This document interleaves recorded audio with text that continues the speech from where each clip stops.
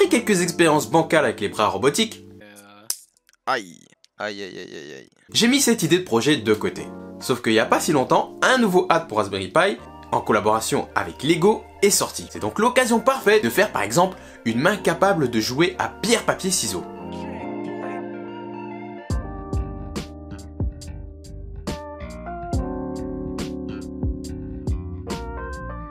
Voici donc le nouveau joujou, la pièce maîtresse de ce projet, le Build Hat.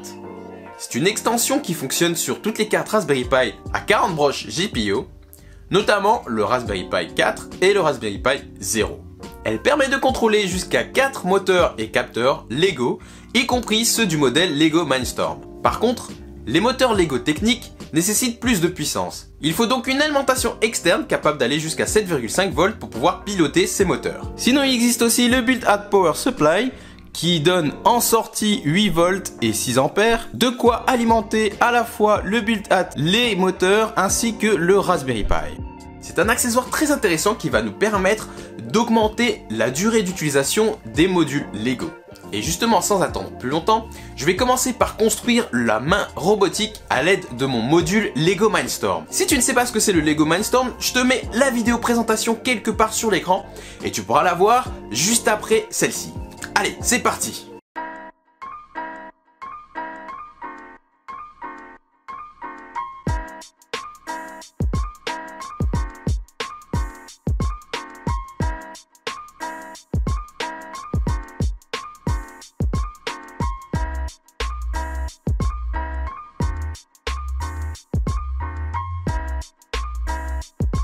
Voilà, maintenant que le bras robotique est construit, ce que je vais faire maintenant, c'est ajouter l'extension à la carte Raspberry Pi, puis coder le Raspberry Pi pour pouvoir faire bouger chaque doigt ici. Le but étant de pouvoir mimer le fait de fermer sa main, qui va symboliser la pierre.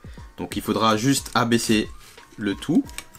Pour le papier, on va simplement garder l'état tout levé. Par contre, la subtilité ici, ça va être pour symboliser du coup les ciseaux. Je sais pas pour toi, mais moi, les ciseaux, je les fais comme ça.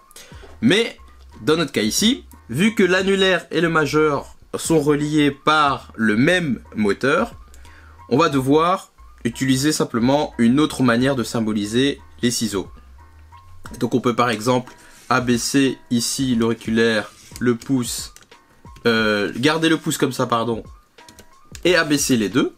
Et on aura du coup comme ça pour dire que c'est les ciseaux. Ou alors on peut dire que comme ça, ça va être nos ciseaux. Donc voilà, c'est juste ça la petite subtilité qu'il faudra programmer.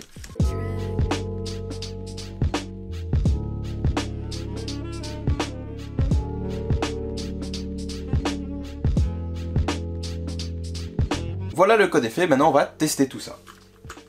Je lance le programme. Et donc ça, c'est Pierre. Il me met Pierre.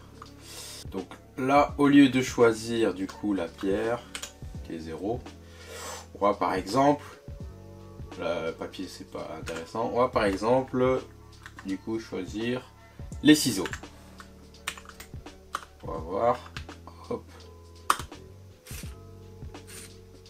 Voilà, il a fait les ciseaux. Et après, du coup, il se réinitialise. Et donc, pour faire bouger chaque doigt, j'ai tout d'abord initialisé les moteurs en les associant à des variables doigts. Par exemple, pour initialiser la variable pouce, on utilise la fonction prédéfinie par la librairie Build Hat avec comme entrée le port de connexion, ici le port D. Donc sur le Build Hat, il y a 4 ports de connexion, A, B, C, D.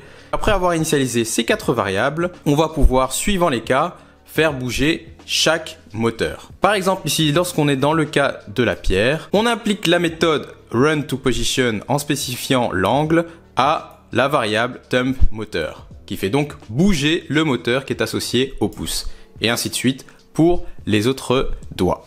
Donc voilà, maintenant la deuxième étape, ça va être analyser le mouvement de mes mains. Pour que le système puisse savoir si j'ai choisi la pierre, le papier ou les ciseaux, il faut qu'il puisse voir en quelque sorte. C'est pourquoi j'ai installé les bibliothèques OpenCV et MediaPipe sur mon Raspberry Pi. Et la particularité de la dernière, c'est que c'est une solution qui facilite la détection d'objets, formes, cheveux, visages, etc. Et les mains font aussi partie de la liste. La main est modélisée par un masque formé par des segments connectés entre eux par des points numérotés de 0 à 20. On a 0 pour le poignet, de 1 à 4 pour le pouce, de 5 à 8 pour l'index, etc. Grâce à ce masque, l'ordinateur peut donc identifier les différents doigts. Et donc pour différencier les trois situations, on compare les coordonnées verticales des points d'identification. Par exemple, dans le cas de la pierre, les points se trouvant à l'extrémité de la main, c'est-à-dire 4, 8, 12, 16 et 20, auront des coordonnées avec une valeur inférieure aux points 5, 9, 13, 17. Pour les ciseaux, l'idée est la même, mais la situation est légèrement différente. On ne compare que les points 16 avec 13, 20 avec 17, donc l'annulaire et l'auriculaire. OpenCV et MediaPipe sont des outils utilisés pour faire ce qu'on appelle la vision par ordinateur.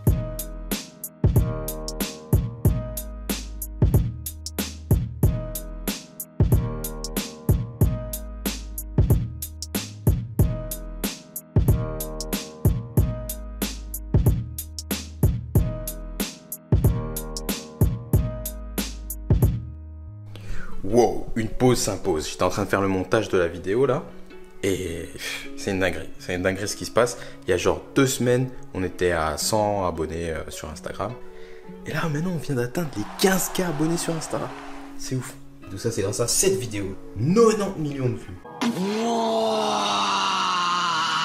Donc merci beaucoup à tous ceux qui nous soutiennent. On a encore plein d'autres choses qu'on a envie de partager avec vous. Et donc n'hésitez pas à vous abonner sur cette chaîne YouTube. Partagez nos vidéos pour nous soutenir. Les amis, l'aventure ne fait que commencer. Allez, c'est parti! Lorsqu'on lance une partie, le système fonctionne de la manière suivante. Tout d'abord, il y a une phase de décompte pour lancer la partie. Ensuite, il génère aléatoirement un nombre qui va permettre de décider si le robot choisit la pierre, la feuille ou les ciseaux. Et enfin vient la partie détection qui analyse le choix du joueur et détermine qui a remporté la partie. Sinon au niveau du projet même, je suis satisfait d'avoir obtenu quelque chose. Mais il y a quand même un point qui me gêne un peu, c'est le freeze qui apparaît au moment où le robot doit bouger. En fait, le flux vidéo se stoppe pour que la partie mouvement du bras robot puisse se faire. Donc en vrai, pour solutionner ça, il faudrait peut-être faire du multithreading.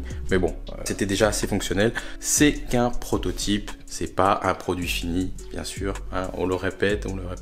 Mais voilà, c'est juste pour s'amuser, pour déconner, pour tester aussi des idées qui passent par la tête. Dans tous les cas, j'espère que ça t'a plu. Si c'est le cas, n'hésite pas à mettre un pouce bleu. Si tu n'es toujours pas abonné à cette chaîne, je t'invite tout de suite à le faire et à activer la cloche pour ne rater aucune prochaine vidéo. Enfin, tu peux aussi nous retrouver sur nos réseaux sociaux pour du contenu additionnel.